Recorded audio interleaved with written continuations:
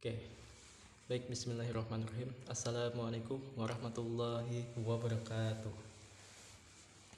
Ya, alhamdulillah. Eh, Alhamdulillahirrahmanirrahim. Assalatu wassalamu ala asrafil anbiya'i wal mursalin Sayyidina wa maulana Muhammadin wa ala alihi washabihi ajmain, amma ba'd. Pertama-tama, marilah kita panjatkan puji syukur kehadirat Allah Subhanahu wa taala atas berkat limpahan rahmatnya jualah kita masih diberikan kesehatan. Salawat serta salam tak lupa kita curahkan terhadap keharibaan junjungan kita Nabi besar Muhammad SAW beserta para kerabat, sahabat dan pengikut beliau hingga yaumil qiyamah. Oke, selamat datang di kelas Bapak ya, di kelas mata pelajaran kimia. Nah, jadi pada kesempatan kali ini kita akan membahas tentang termokimia. Nah, jadi ini adalah materi kelanjutan dari materi minggu yang lalu. Nah, jadi sebelum itu jangan lupa untuk mengisi absen yang sudah Bapak sediakan. Nah, oke, di sini kita akan langsung saja masuk ke dalam materi kita. Sebelum itu kita marilah membaca basmalah. Semoga ilmu kita yang kita pelajari hari ini berkah dan menjadi manfaat untuk kita. Ya, marilah kita membaca Bismillahirrahmanirrahim. Oke, di sini akan Bapak tampilkan sebuah PPT mengenai termokimia. Jadi untuk anak-anak Bapak silakan disimak ya PPT-nya. Nah, di sini kan sudah kelihatan PPT-nya. Jadi kita akan membahas tentang termokimia. Nah, apa sih itu termokimia? Oke, kita next. Nah, jadi termokimia itu adalah bagian ilmu dari ilmu kimia yang mempelajari hubungan antara kalor. Nah, atau bisa juga disebut kalor itu sebagai energi panas dengan reaksi kimia. Nah, baik itu kalor yang diserap ataupun yang dilepaskan. Nah, maksudnya itu seperti apa? Nah, jadi dalam termokimia itu ada kalor yang dilepas dan ada yang diserap. Nah, jadi diserap itu maksudnya dari lingkungan ke sistem. Nah, sedangkan yang dilepas itu berarti dia dari sistem ke lingkungan. Nah, terus apa sih maksudnya sistem dan lingkungan itu? Oke, kita next. Nah, di situ dijelaskan ya bahwa energi itu mengalami perpindahan dari sistem ke lingkungan atau sebaliknya. Sebaliknya itu berarti lingkungan ke sistem. Nah, jadi maksudnya dari sistem dan lingkungan itu maksudnya seperti apa ya? Nah, jadi sistem itu adalah segala hal yang diteliti perubahan energinya. Nah, sedangkan yang lingkungan itu segala hal yang di luar sistem. Nah, jadi seperti itu. Nah, di situ bisa dilihat kan ada tabung Erlenmeyer. Nah, di situ bisa kita ilustrasikan sebuah sistem itu yang di dalam tabungnya, sedangkan lingkungan itu yang bagian luar tabung. Nah, mungkin di sini bisa dipahami ya mengenai sistem dan lingkungan. Oke, kita next. Nah, jadi di sini berdasarkan interaksinya sistem itu dibagi menjadi 3 ya. Menjadi 3. Ada sistem terbuka, sistem tertutup, sama sistem terisolasi. Nah, jadi ketiga sistem ini apa sih perbedaannya? Nah, sini akan Bapak jelaskan. Sistem yang terbuka itu maksudnya sebuah sistem yang memungkinkan terjadinya perpindahan kalor dan zat atau materi antara lingkungan dengan sistem. Nah, jadi dari sistem terbuka ini dia karena dia terbuka memungkinkan terjadinya perpindahan kalor dan zat. Nah, antara dari lingkungan ke sistem atau sebaliknya. Nah, terus yang sistem tertutup. Nah, jadi sistem tertutup itu memungkinkan atau sebuah sistem yang memungkinkan terjadinya perpindahan kalor antara lingkungan ke sistem atau sebaliknya. Nah, di sini ada pengecualian ya. Pada sistem tertutup, di sini tidak terjadi perpindahan zat atau materi. Nah, yang terjadi di sini hanyalah perpindahan kalor. Nah, karena dia tertutup, dia yang bisa keluar dari sistem itu hanya kalor yang bisa keluar dari sistem. Nah, jadi seperti itu maksudnya. Nah, kemudian sistem terisolasi. Nah, di situ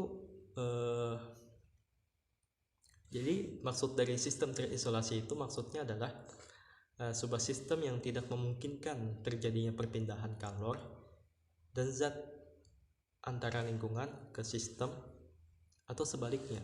Nah, jadi pada sistem terisolasi ini tidak memungkinkan sama sekali terjadinya perpindahan kalor dan zat ya, berbeda dengan sistem terbuka dan sistem tertutup tadi. Nah, kalau yang sistem terisolasi ini lebih ke kebalikan dari sistem terbuka ya. Nah, kalau pada sistem terbuka itu yang memungkinkan terjadinya perpindahan kalor dan zat, sedangkan yang di terisolasi ini tidak sama sekali terjadinya perpindahan kalor dan zat juga. Nah, sistem tertutup itu yang berpindah cuma kalornya saja, tetapi tidak dengan zatnya. Nah, mungkin bisa dipahami ya perbedaan dari sistem terbuka, sistem tertutup, dan sistem terisolasi. Nah, jadi untuk lebih memahaminya bisa dilihat kan di situ ada gambar, ada botolnya yang terbuka atau yang tertutup, dan ada juga yang terisolasi gitu. Nah, situ ada panah kan, panah yang di samping botol itu ada tulisan head itu. Nah, jadi itu maksudnya perpindahan kalor ke lingkungan atau dari lingkungan ke sistem. Nah, jadi bisa kita lihat dari yang terbuka itu ada panah yang tulisannya itu head. Nah, itu panas maksudnya ya, atau kalor kita bisa sebut. Nah, jadi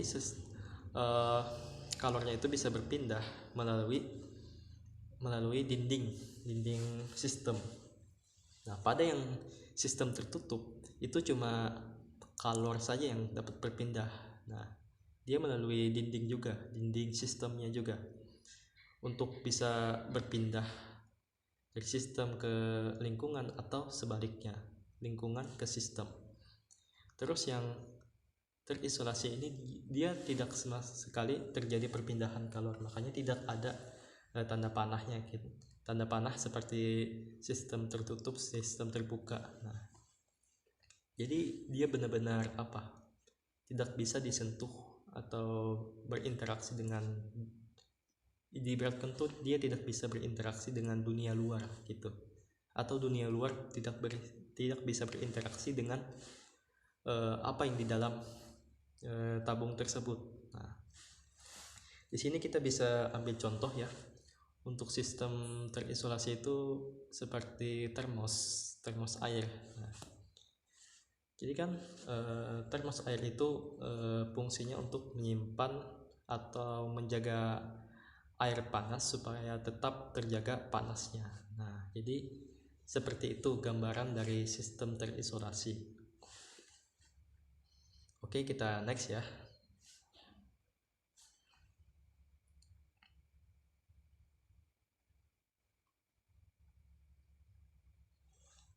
Nah, jadi keseluruhan energi dalam bentuk kalor yang terdapat dalam suatu sistem disebut entalpi. Nah, jadi besar entalpi itu tidak bisa kita tentukan. Nah, jadi yang dapat kita tentukan dari entalpi ini adalah perubahannya saja. Nah, jadi entalpi ini dilambangkan dengan delta H ya. Jadi untuk mencari delta H itu bisa kita gunakan rumus yang bisa kalian lihat kan di situ. Rumusnya adalah delta H sama dengan H produk dikurang reaktan. Nah, jadi ketika kita memakai rumus ini akan dihasilkan sebuah reaksi termokimia.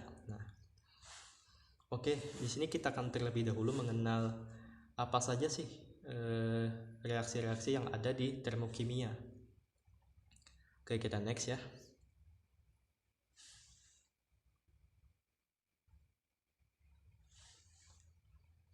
Nah, jadi di sini ada jenis-jenis reaksi termokimia. Nah, di situ ada reaksi eksoterm dan reaksi endoterm. Nah, jadi pada reaksi eksoterm itu dia adalah reaksi yang melepas kalor. Nah, sedangkan yang endoterm itu dia menyerap kalor. Nah, kita bahas dulu yang eksoterm. Nah, reaksi yang eksoterm ini dia adalah reaksi yang melepas kalor dari sistem ke lingkungan. Nah, jadi nggak boleh ketukar ya. Kalau nanti menjelaskan reaksi masing-masing reaksi ini atau reaksi eksoterm atau reaksi endoterm ini nggak boleh ketukar gitu. Nah, kalau yang eksoterm ini dia cuma sistem ke lingkungan. Nah, tidak sebaliknya.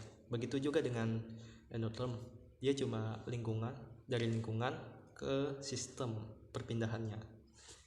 Nah, di sini bisa kita pahami ya mengenai perbedaan dari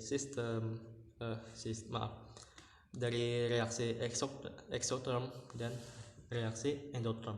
Nah, jadi kedua reaksi ini adalah sebuah reaksi yang terdapat dalam termokimia. Nah, ketika kita gunakan rumus tadi kan yang sebelumnya tadi untuk mencari delta H, nah kita akan mengetahui sebuah reaksi itu apakah dia bersifat eksoterm atau endoterm. Nah, jadi seperti itu. Oke, kita next. Nah, jadi di sini ada gambar ilustrasi mengenai reaksi eksoterm dan endotherm. Nah, kita bisa lihat di situ yang endo itu dia menyerap, sedangkan yang ekso dia melepaskan. Nah, apa yang dilepaskan? Nah, lepaskan ini dia melepaskan kalor itu. Nah, kalau yang endo dia menyerap kalor. Nah, bisa kita lihat kan di situ panahnya. Yang endo itu dia mengarah ke tabung. Nah, jadi maksudnya kalornya itu dia dari lingkungan ke sistem. Nah, sedangkan yang ekso itu panahnya sebaliknya ya. Nah, maksudnya itu dia dari sistem ke lingkungan. Nah, pada reaksi eksoterm itu karena perpindahan kalor dari sistem ke lingkungan, nah maka terjadi kenaikan suhu dari lingkungan. Nah, karena perpindahannya tadi, nah maka kita bisa kita tulis plus ya untuk suhunya. Nah, suhu lingkungannya naik atau plus, jadi plus tambah. Nah, sedangkan pada sistemnya itu delta H-nya itu min. Nah, pada reaksi endotherm karena dia dari lingkungan ke sistem, di sini lingkungannya itu terjadi penurunan suhu atau menjadi dingin gitu. Nah, karena suhunya turun, dia menjadi negatif.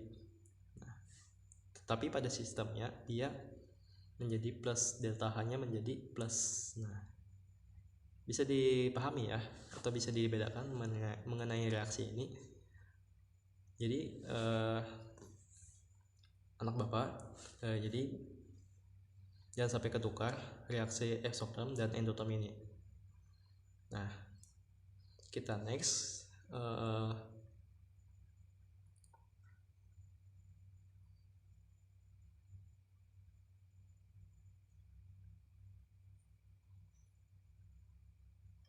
Nah, di sini ada soal latihan ya.